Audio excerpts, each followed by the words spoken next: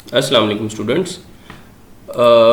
Chapter number 4 की बात चल रही थी और इसमें हमने फॉर लूप का इंट्रोडक्शन देखा, फिर हमने 2 प्रोग्राम देखे लास्ट 2 वीडियोस में। उनका कोड भी मैंने आपको प्रोवाइड कर दिया था कमेंट सेक्शन में, बिकॉज डिस्क्रिप्शन में वो कोड लिखना अलाउ नहीं करता, सो मैंने कमेंट में डाल दिया, वहाँ से आप कोड भी देख सकते हैं। अच्छा, हम फॉर लूप के थ्रू हमने शुरू में बात की थी कि अरेज जो होती हैं वो फॉर लूप के साथ ही एसोसिएटेड होती हैं। फॉर लूप के बगैर अरेज का हमें इतना फ़ायदा नहीं होता। तो फॉर लूप कैसे हमें हेल्प आउट करता है अरेज को मैनिपुलेट करने में, ये ज़रा देखते हैं। आज का जो प्रोग्राम है हमारा ये अरेज के बारे में होगा और फॉर लूप के थ्रू हम इसको करेंगे। तो इस प्रोग्राम में हम ये देखेंगे कि एक अरे में इनपुट कैसे ले सकते हैं यूजिंग फॉर लूप। हमने जब अरेज को डिस्कस किया चैप्टर नंबर 4 के शुरू में, तो हमने ये देखा कि अरे बनाते कैसे हैं। कोई भी अरे हमने बनानी है, इंटीजर टाइप की, फ्लोट टाइप की, पहले उसकी टाइप लिखनी है आपने, रिटर्न टाइप इसको कहते हैं।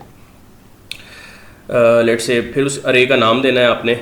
अरे का नाम मैं दे देता हूँ माई अरे, ठीक है, या माई ARR, ओके। और फिर इसका साइज़ बताना है, ठीक है, बड़ी ब्रैकेट्स में इसका साइज़ बताएंगे हम। जितना साइज़ बता देंगे मेमोरी में उतनी लोकेशंस फ्री हो जाएंगी, ठीक है। Conjunctive memory locations, conjunctive linear data structure है ये, तो कंजेक्टिव मेमोरी लोकेशंस हमें मिलेंगी, दरमियान में कुछ और नहीं होगा, अरे इकट्ठी होती है। इसलिए बहुत बड़े साइज़ की जब अरे बनाते हैं तो वो पॉसिबल नहीं होती। फिर हम लिंक लिस्ट की तरफ जाते हैं जो कि नॉन लीनियर डाटा स्ट्रक्चर है, जिसमें ज़रूरी नहीं है कि आपकी सारी लोकेशन कंजेक्टिव हों। खैर बड़े हो गए, आप पढ़ेंगे उसको, ओके। फिर हमने ये देखा कि अगर आपने इस अरे को फिल करना है तो आपको हर लोकेशन को, लेट्स से माई अरे 0 पहली लोकेशन है इसकी, यहाँ कुछ रखना पड़ेगा, या स्कैनफ करके रखना पड़ेगा। फिर दूसरी लोकेशन, तीसरी, चौथी, पाँचवीं, हर लोकेशन के लिए आपको अलग अलग इनपुट लेनी पड़ेगी, या उस लोकेशन को एक्सेस करने के लिए आपको बताना पड़ेगा कि इस लोकेशन पे मैंने ये डाटा रखा हुआ है। लेकिन फॉर लूप अगर आपने पूरी अरे में इनपुट लेनी है, पूरी अरे को फिल करना है, तो फॉर लूप ये काम बड़ी आसानी से आपके लिए कर सकता है। हमें पता है कि इसकी जो वैलिड लोकेशंस हैं इस अरे की, वो इस अरे की वैलिड लोकेशन 0 से लेके कहाँ तक हैं, 0, 1, 2, 3 और 4 तक, बिल्कुल सही है, 4 तक हैं। तो 0 को मिला के 5 लोकेशन बन जाती हैं। ये 5 लोकेशंस हैं इसकी, 0, 1, 2, 3 एंड 4।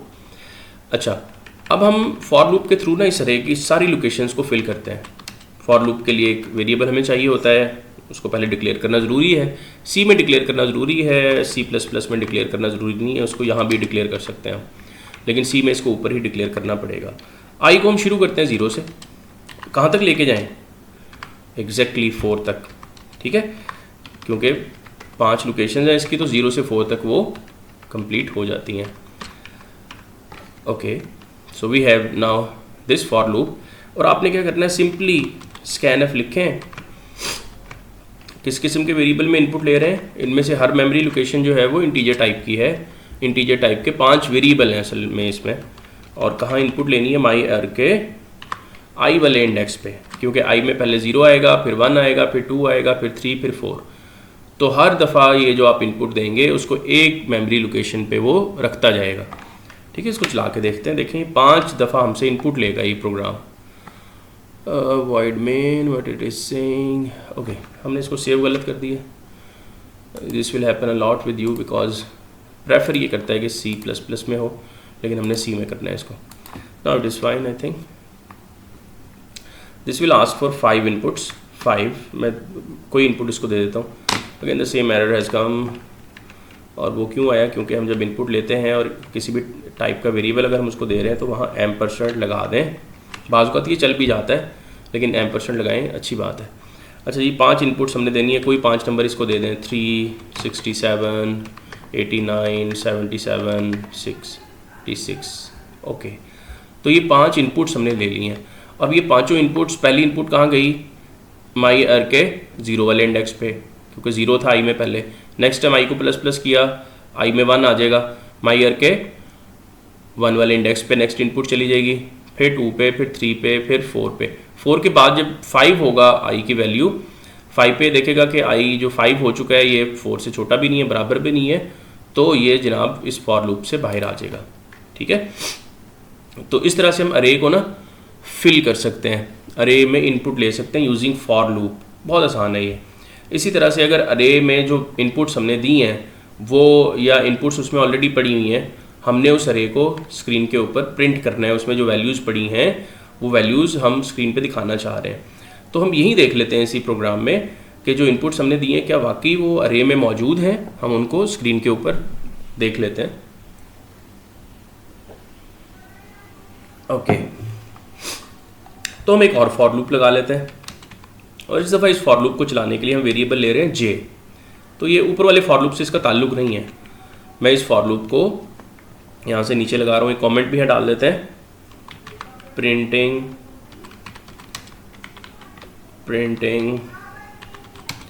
का मतलब स्क्रीन पे प्रिंट करना, not using the printer.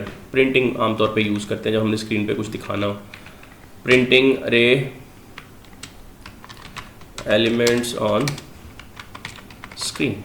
Okay, so this is the array. We have the name of array is my r. Okay, फिर हम एक for loop लगाते हैं, और j को कहाँ से शुरू करना है हमने, बिल्कुल जहाँ से i को शुरू किया, क्योंकि 5 एलिमेंट्स हैं तो 0 से शुरू करके कहाँ तक जाना है, j should be less than equal to 4 और j प्लस प्लस। अब j कोई डिफरेंट चीज़ नहीं है, j में भी नंबर ही आएगा, पहले 0 आएगा, फिर 1 आएगा, फिर 2 आएगा, फिर 3 आएगा, फिर 4 आएगा। So it is the same thing which the I was doing over there. ठीक है, j भी वैसे ही काम कर रहा होगा जैसे i यहाँ पे काम कर रहा था। ओके, और हमने करना क्या है इस दफ़ा हम स्क्रीन के ऊपर दिखाना चाह रहे हैं किसको, अरे के एलिमेंट्स को। कौन से वाले एलिमेंट को दिखाएंगे, जो jth लोकेशन पे पड़ा हुआ है। j में पहले क्या आएगा, शुरू में 0 आएगा, तो सबसे पहले क्या डिस्प्ले होगा, माई अर, जो जे वाली लोकेशन जे में क्या आएगा, सबसे पहले 0, तो माई अर के जो 0th लोकेशन पे पड़ा होगा वो स्क्रीन पे प्रिंट हो जाएगा। फिर जे प्लस प्लस होगा, जे में क्या आ जाएगा 1, और माई अर 1 वाली लोकेशन पे जो पड़ा हुआ है वो स्क्रीन पे प्रिंट हो जाएगा, एंड सो ऑन 3, फिर 4, और उसके बाद ये लूप ख़त्म हो जाएगा, क्योंकि 4 तक ही इसने जाना है, 0 से 4 तक।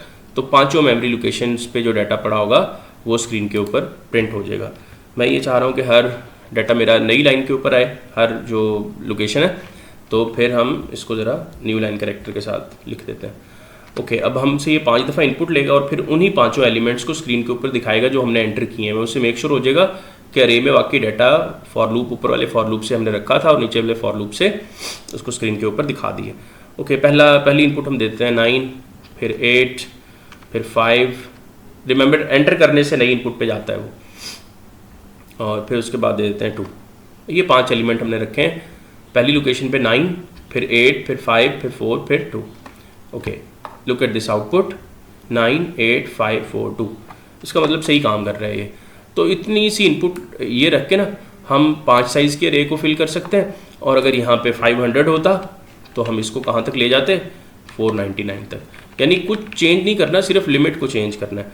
अब ये 500 साइज़ के अरे को फिल कर सकते हैं, यही फॉर लूप। ठीक है, तो इतना आसान है ये फॉर लूप से अरे में इनपुट लेना। आपको बार बार स्कैनफ लिखने की ज़रूरत नहीं है, एक ही दफ़ा लिख दें और एक लूप घुमा दें, वो बार बार वही काम करता रहेगा, आपकी अरे को, पूरी अरे को फिल कर देगा। ओके, खैर ये काम हमने करना था, ये हमने समझ लिया है। इसमें कोई क्वेश्चन हो, you can always ask in comment section, और you can email me. You are most welcome for questions and queries. Please share this channel with your fellow students and other programming learners so that they can get benefit from this, और सबका फ़ायदा इसमें होना चाहिए। अगर आपको लगता है कि कोई सजेशन है आपके पास इसको बेहतर बनाने के लिए, you can always tell me via email. I will try to make it better than this. Thank you very much. Allah Hafiz.